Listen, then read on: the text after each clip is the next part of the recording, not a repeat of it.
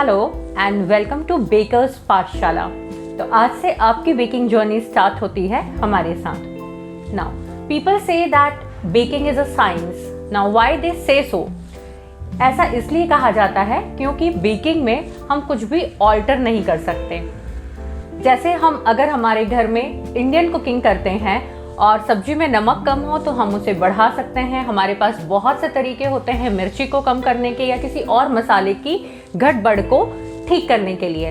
लेकिन बेकिंग में एक बार जो डिश अंदर चली गई वो बेक होने के बाद बाहर जब आती है तब हम उसमें बहुत कुछ ऑल्टर नहीं कर सकते हैं। हाँ, कुछ टिप्स और ट्रिक्स ज़रूर है जिनको फॉलो करके हम थोड़ा बहुत ऑल्टरेशन कर सकते हैं, लेकिन फिर भी एक परफेक्ट बेकिंग के लिए हमें सभी चीज़ों को परफेक्टली करना ज़रूरी होता है। फॉर एन इंस्टेंस, अगर हम इंग्रेडिएंट्स की बात करते हैं तो आपको सबसे पहले ये पता होना चाहिए कि बेकिंग में किस इंग्रेडिएंट का क्या रोल होता है, कौन सा इंग्रेडिएंट आपको लेना है, उस एक इंग्रेडिएंट के कितने प्रकार होते हैं। फॉर एन एग्जाम्पल, अगर मैं बात करूँ मैदा की, ऑल पर्पस फ्लावर जिसे हम कहते हैं, तो ऑल पर्पस फ्लावर का जो प्रोटीन कंटेंट होता है वो हमारे जो फाइनल प्रोडक्ट है उसके ऊपर बहुत फर्क डालता है। इसी तरह से आप किस तरह का बेकिंग पाउडर यूज करते हैं, बेकिंग सोडा यूज करते हैं, स्पेशली एग फ्री कुकिंग में ये सब चीजें बहुत ज्यादा मैटर करती हैं। सिमिलरली इंग्रेडिएंट्स का मेजरमेंट भी बहुत इंपॉर्टेंट होता है। यदि आपने परफेक्ट मेजर नहीं किया है तो उसकी वजह से फाइनल प्रोडक्ट के टेक्सचर पर 101% इफेक्ट पड़ता है। जैसे यदि आपने केक फ्लावर ज्यादा ले लिया है तो उसकी वजह से आपका केक ड्राई होने के चांसेस होते हैं।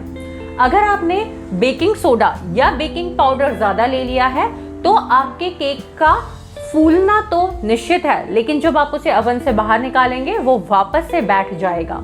तो हर इंग्रेडिएंट को प्रिसाइसली मेजर करना it is really very important. Ingredients का टेम्परेचर मेंटेन करना ये भी बेकिंग में बहुत इंपॉर्टेंट हो जाता है। अगर आप केक बना रहे हैं तो केक का बैटर बनाते वक्त टेम्परेचर किस तरह मेंटेन करना है, और अगर आप फ्रोस्टिंग कर रहे हैं तो वहां पर टेम्परेचर किस तरह से मेंटेन करना है। हर इंग्रेडिएंट का टेम्परेचर मेंटेन करना बहुत इंपॉर्टेंट होता है। बेकिंग में केवल रेसिपी इनफ नहीं होती कि आपके पास कुछ इंग्रेडिएंट्स के ग्राम्स आ जाएं या मेजरमेंट्स आ जाएं, आपने उन्हें मिक्स किया और डाल दिया। बेकिंग में जो सबसे इंपॉर्टेंट होता है वो रेसिपी के साथ साथ होता है उसकी टेक्निक। आपने किस इंग्रेडिएंट को किसके साथ मिलाया है और कौन सी सीक्वेंस में मिलाया है, इसका आपके फाइनल प्रोडक्ट पर इफेक्ट बिल्कुल विजिबली दिखाई देता है। तो बेकिंग में the most important thing is technique. Now when it comes to baking, knowing your ingredient is important as well. What tools and equipments you are using वो भी important होता है। टूल्स वाले सेक्शन में आपको पूरी इंफॉर्मेशन मिलेगी कि कौन सा टूल किस समय आपको यूज करना है और कौन सा टूल किस समय यूज नहीं करना है, क्योंकि बलून विस्क का अपना एक काम होता है, हैंड बीटर का अपना काम होता है, हैंड विस्कर का एक अपना अलग काम होता है। तो हर किसी चीज का अपना एक इम्पॉर्टेंट रोल है। टूल्स कौन सा कहाँ यूज करना है ये आपको पता होना चाहिए। जिस तरह से इंग्रेडिएंट्स और टूल्स के बारे में पता होना जरूरी है, वैसे ही एक बहुत इंपॉर्टेंट चीज है टिन्स। स्पेशली जब आप केक बेक करते हैं, केक के बेकिंग में आप कौन सा टिन ले रहे हैं, किस क्वालिटी का टिन है, क्या टिन का साइज है, आपका बैटर कितना है, कौन से टिन में किस साइज का केक आप बना सकते हैं, ये सब कुछ बहुत इंपॉर्टेंट होता है। यदि आप केक का टिन साइज गलत लेते हैं तो क्या होता है? फॉर एग्जाम्पल, अगर आपने एक 6 इंच का केक टिन लिया है और आपका बैटर उसके हिसाब से परफेक्ट नहीं है, अगर आपका बैटर ज्यादा है तो 6 इंच के केक टिन में अगर आप ज्यादा बैटर को डालकर बेक करेंगे तो आपको ऊपर से डोम मिलेगा। और एक अच्छे केक में सरफेस का फ्लैट होना जरूरी होता है। कुछ तरह के केक में डोम आना स्वाभाविक है और वो चलते भी हैं, लेकिन जितना ज्यादा आपका डोम आएगा उतना वेस्टेज ज्यादा होगा अगर आप लेवल करने जाएंगे तो आप ये ध्यान रखिए कि आप कौन सा टिन यूज करते हैं। फॉर एन एग्जाम्पल, अगर आपने 6 इंच का केक टिन लिया है, अगर आपका बैटर कम है तो फिर आपको फ्लफीनेस नहीं मिलेगा, वो बिल्कुल एक फ्लैट केक बनेगा और उसका फ्लफीनेस और स्पॉन्जीनेस दोनों पर उसका इफेक्ट पड़ेगा। तो सही साइज का टिन चुनना और किस तरह का, किस मटेरियल का आप टिन ले रहे हैं, ये बातें बहुत इंपॉर्टेंट होती हैं।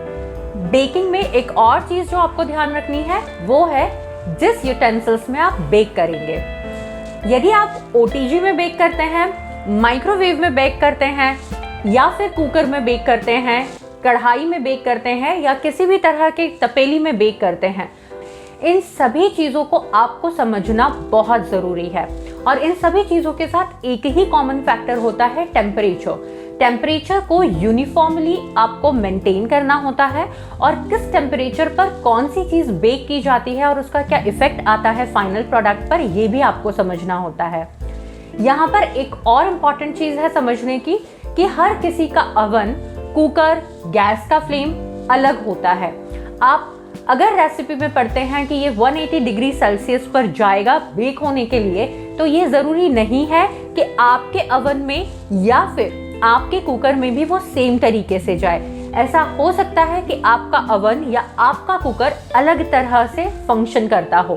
तो आपको अपना जिस भी चीज़ में बेक आप कर रहे हैं उसका टेम्परेचर समझना बहुत ज़रूरी है। तो इसीलिए लोग कहते हैं that baking is a science. Ingredients, tools, temperature, each and everything, आप इस क्लास में सभी कुछ का डिटेल जानकारी लेने वाले हैं। तो let's begin your journey with us, Bakers Pathshala. Thank you.